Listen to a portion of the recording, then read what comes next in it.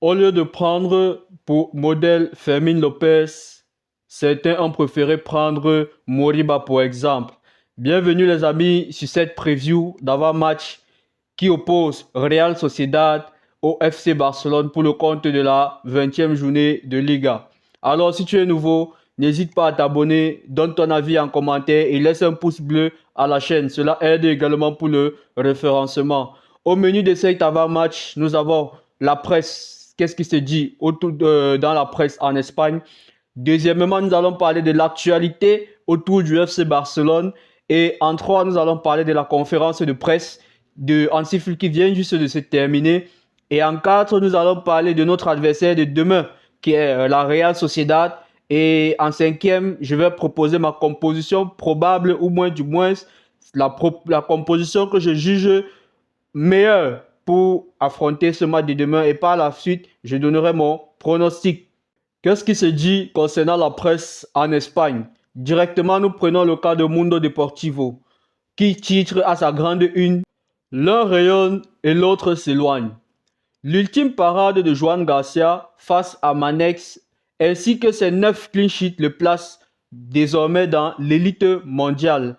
Le départ de Ter Stegen au Girona est très proche. Il pourrait ne pas être du voyage à Sociedad. Le FC Barcelone assumera 99% de son salaire. Dro est sur le point de quitter Barcelone. C'est un séisme. Il y a de nombreux clubs prêts en Europe à payer sa clause libératoire désormais à 6 millions d'euros. Sport quant à lui, titre Dro s'en va. Dro fait la grande une du journal Sport. Pourtant, il ne le faisait pas avant. Alors qu'il vient de fêter ses 18 ans, Pedro Fernandez, encore appelé Dro, joueur de la Masia, va quitter le club après avoir reçu une offre pour élever sa clause. Ter Stegen, proche de Girona, l'Allemand a compris qu'il ne jouerait pas au Barça et finalise son prêt pour quitter le club catalan. Le journal Esportiu, quant à lui, le deal Girona, pour dire le deal de Gérone, victorieux récemment contre Espanyol de Barcelone, à sa une, elle titre: Ter Stegen va rejoindre Girona en prêt. Dro surprend le Barça en annonçant qu'il va partir en laissant sa clause libératoire. Enlevant sa clause libératoire, autant pour moi. Nous allons parler maintenant de l'actualité autour du FC Barcelone. Breaking news, selon Fabrizio Romano, le transfert de Marc-André Ter Stegen à Gérone pourrait être finalisé d'ici 1 ou 2 jours. Le joueur a donné son accord. Alors, c'est une très bonne nouvelle pour Ter Stegen.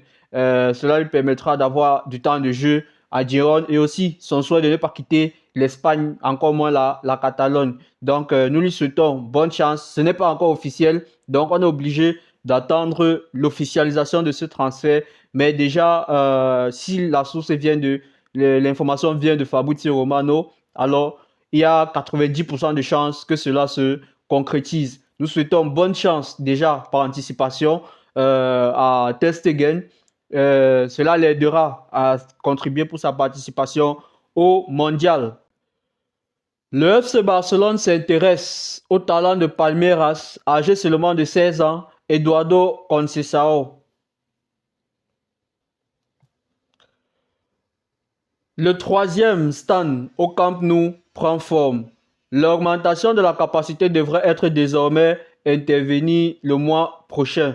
Donc, c'est déjà une très bonne nouvelle pour nous. Cela agrandit encore plus le stade et le nombre de fans qui pourront être présents au stade pour supporter l'équipe.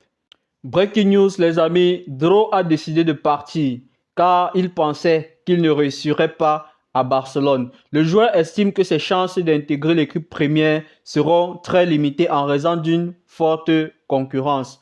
Euh, déjà, oui, il y a de la concurrence. Dans tous les meilleurs clubs au monde, il devrait avoir une concurrence. Mais le jeune n'a que 18 ans récemment et déjà exigé des minutes de plus, voilà, c'est pas mauvais, mais j'ai l'impression que Beaucoup sont en train de prendre déjà à la Masia que avoir 18 ans et être titulaire au FC Barcelone devrait être la norme. Et je suis désolé. Tout le monde n'est pas Yamal, Koubarsi, encore moins Gavi. Donc, que les autres qui sont derrière apprennent à être patients, qu'ils attendent leur tour. Si Casado avait quitté le club, il n'aurait pas connu la saison exceptionnelle qu'il a eue la saison passée. Alors, les joueurs, tout le monde ne sera pas forcément convoqué. Forcément, son départ laisse la place à quelqu'un d'autre qui viendra et qui, pourquoi pas, son heure viendra aussi. Donc, nous ne pouvons que souhaiter bonne chance à Dro Fernandez.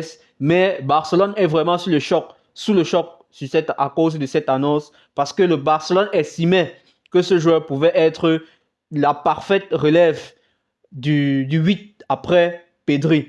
Et malheureusement, il ne veut pas être patient, il ne veut pas attendre son heure. Il aimerait déjà avoir des minutes, mais à 18 ans, c'est assez demandé. Mais pourquoi est-il pressé? Mais certaines de la presse nous informent que la personne la plus affectée de ce départ, c'est bien évidemment Hansi Flick, qui jusqu'ici est très nerveux, ne comprend pas ce départ, ne comprend pas, n'arrive pas à comprendre le départ de Dro Fernandez. Dro va rejoindre le PSG, ainsi que c'est aussi simple que ça. Luis Enrique et Dro ont le même agent. Et Luis Enrique s'est entretenu personnellement avec Dro Fernandez, et ce qui a encore favorisé, ou du moins ce qui l'a reconforté dans son choix de rejoindre le Paris Saint-Germain, qui est prêt à lever sa clause de 6 millions d'euros. Et Hansi Flick, pour le protéger, ne l'a pas convoqué pour la séance d'entraînement d'aujourd'hui. L'a éloigné pour l'éloigner des blessures au cas où son transfert devrait se finaliser. Rafinha ne s'entraîne pas, ou du moins ne s'est pas entraîné ce matin avec l'équipe au complet, mais devrait être disponible pour le match contre Real Sociedad. Et directement, nous allons parler de la conférence de presse d'Hansi Flick qu'il a également énuméré, qu'il a fait de cet aspect, qu'il a évoqué cet aspect-là en conférence de presse. Hansi Flick, autant pour moi, sur le cas de blessure de Rafinha. Rafinha a quelques problèmes suite au coup qu'il a reçu. C'est pourquoi il est resté en salle de sport. Il faudra attendre demain pour savoir s'il pourra jouer. Sur le cas Ter Stegen, Hansi Flick dit: je n'ai pas d'autres informations sur Ter Stegen. Il sera avec l'équipe demain. Hansi Flick s'est dit: plusieurs questions ont été posées à Hansi Flick concernant le cas Dro Fernandez, mais il martelait: je ne parlerai de Dro que quand ce sera terminé, pas maintenant. Mais cela montre également la frustration, la colère, la déception du coach allemand. Mais Hansi Flick a ajouté: en tant qu'entraîneur, on donne beaucoup de confiance aux joueurs. On croit en eux. Mais il y a d'autres personnes dans leur vie qui influencent grandement leurs intentions. Nous sommes le Barça, nous leur donnons l'opportunité d'être et de progresser aux côtés des meilleurs joueurs du monde. Et cela fait référence surtout et grandement à la décision de Dro Fernandez, cela explique forcément qu'il ne comprend pas cette décision un peu stupide. Concernant le cas Bernal, Hansi Flick dit: si cela ne tenait qu'à moi, Bernal resterait. Mais on ne sait jamais ce qui peut arriver. Il revient d'une grave blessure et il progresse très bien. Sur le cas Ter Stegen, son départ et tout, il dit: la décision appartient à Ter Stegen. Je lui ai parlé ces derniers jours. Je n'ai aucune information, mais c'est sa décision à prendre. Maintenant, nous allons parler de notre adversaire du demain, notamment Real Sociedad. Une équipe qui est classée 12e de Liga, mais classement un peu très trompeur, car depuis ces derniers matchs, lors des 5 derniers matchs de la Real Sociedad, ils n'ont aucune défaite, notamment leur grande performance contre Athletic de Madrid 1-1. Donc, c'est une équipe à ne pas prendre du tout à la légère, prendre très, très au sérieux. Et nous nous rappelons de nos dernières confrontations contre cette équipe. Elle n'a pas du tout été très facile. C'est une équipe qui fonctionne en 4-4-2, notamment avec leurs deux attaquants de pointe, Oyarzabal et Mendes.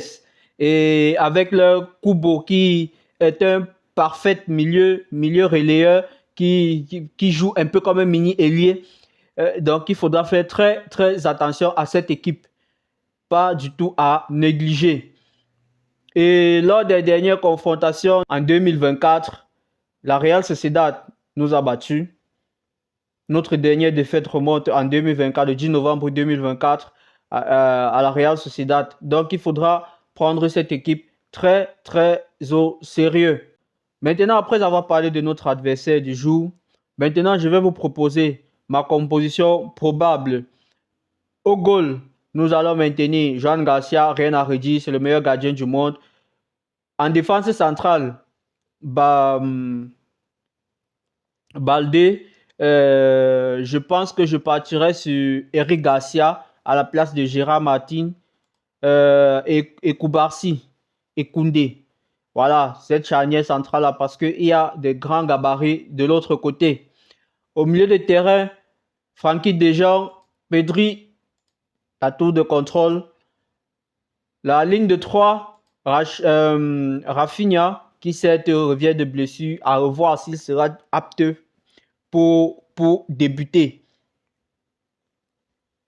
Rafinha, en 10, Fermin Lopez, le joueur qui devrait être un modèle pour tous les joueurs de la